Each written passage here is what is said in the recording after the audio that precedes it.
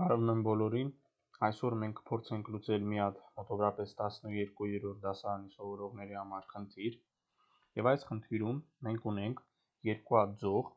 AB եւ BC, AB ձողը ունի որոշակի զանգված, խոսքի M, իսկ BC ձողը անկշիռ է։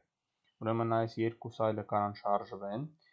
զանգված չունեն, այս երրորդ մարմինը մի ձևի խփված է այս հարթության, էլի զանգված չունի եւ մենք կհամարենք, որ ոչ միտեղ շփման ուժ չկա։ Մեզնից ուզում են իմանան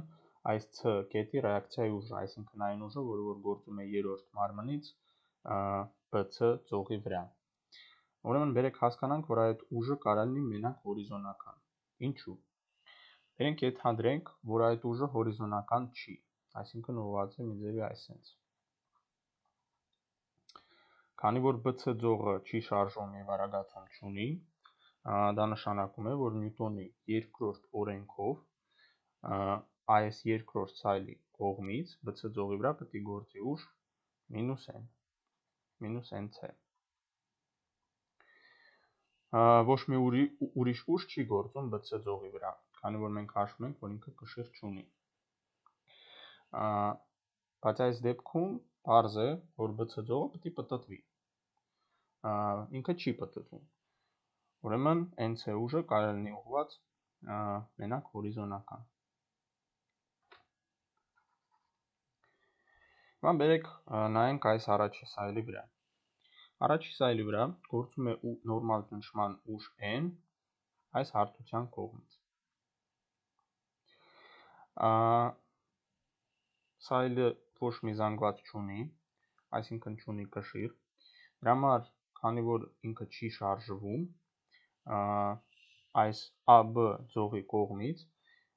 իր վրա պետք է գործի ուժ -n։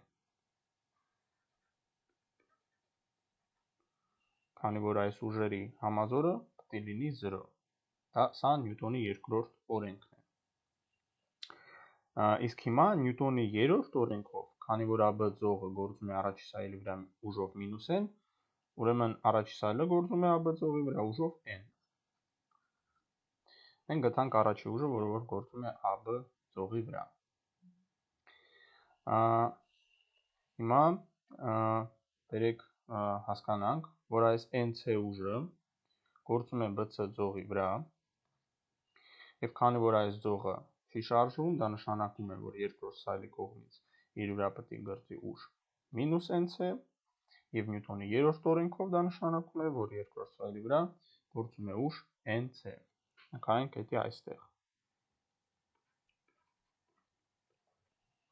Սա առաջի ուժն է, որը որ գործում է երկրորդ սայլի վրա։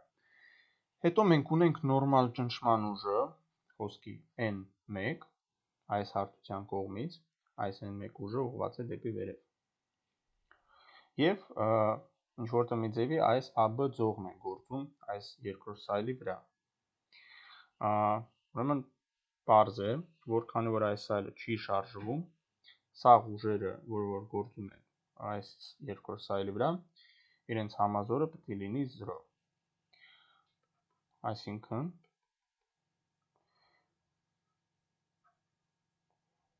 AB ձողի կողմից այս սայլի վրա գործում է ուժ R, որը որ հավասար է -n1 -nc։ Բերեք ասենք, որ այս անկյունը բետա է, եւ պարզ է, եթե հորիզոնական առանցքի վրա գրենք Նյուտոնի երկրորդ օրենքը, կստանանք, որ R կոսինուս բետա հավասար է nc։ Բերեք ասենք, որ այս R կոսինուս բետան ուղղակի Rx է, x առանցքի վրա պրոյեկցիան։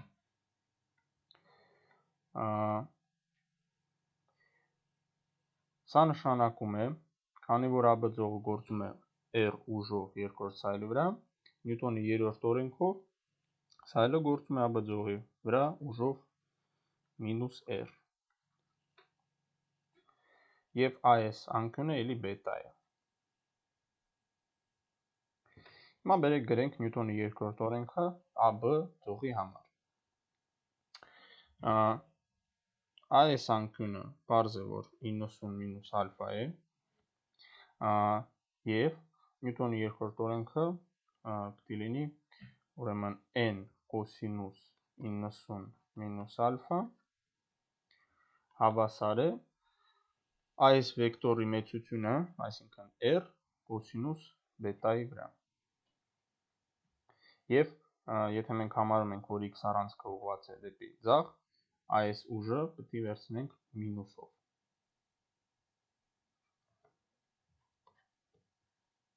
Իսկ այս ուժը պլյուսով, քանի որ ինքը ուղղված է նույն կողմը, նույն ուղղությամբ, որը որ x առանցքը։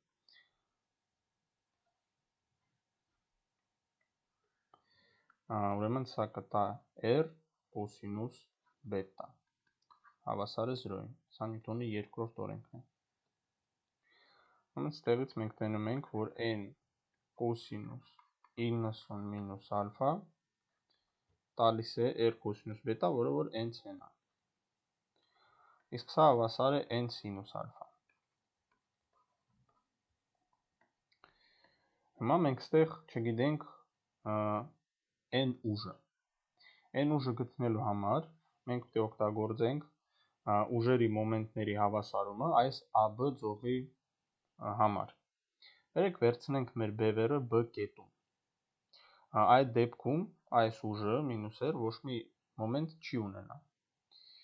Հիշենք, որ կշիռը կիրառված է մեր մարմնի մեջտեղում, այսինքն AB ձողի մեջտեղում, և ասենք, որ այս AB ձողի երկարությունը L է։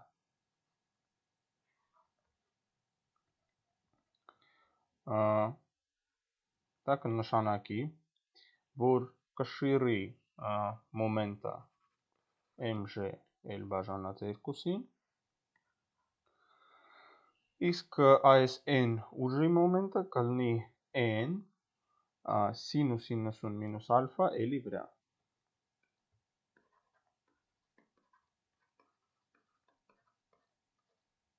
Եվ սա տալիս է 0։ Մինուսը նրա համար, որ այս ուժերը ուղղված են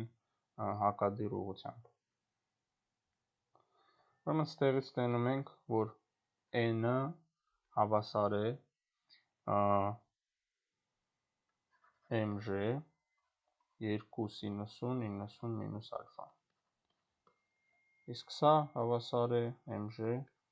2 կոսինուս ալֆա։ Հիմա եթե այս n-ը բերենք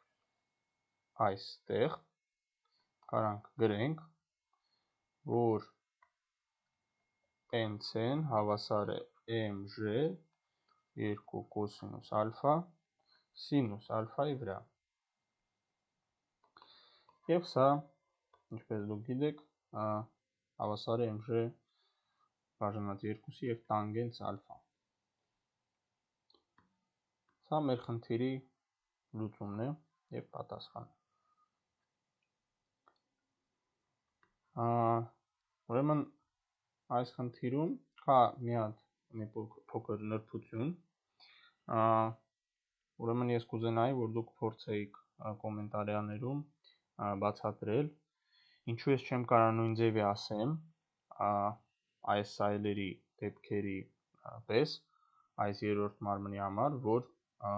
նորմալ ճնշման ուժը ուղղված է այս երրորդ հարթության ուղղահայաց։ Այսինքն խի ես նույն ձևի չեմ կարող ասեմ այս երրորդ մարմնի համար, որ այն ուժը ուղղահայաց է հարթության։ Սա մի փոքր նրբություն է։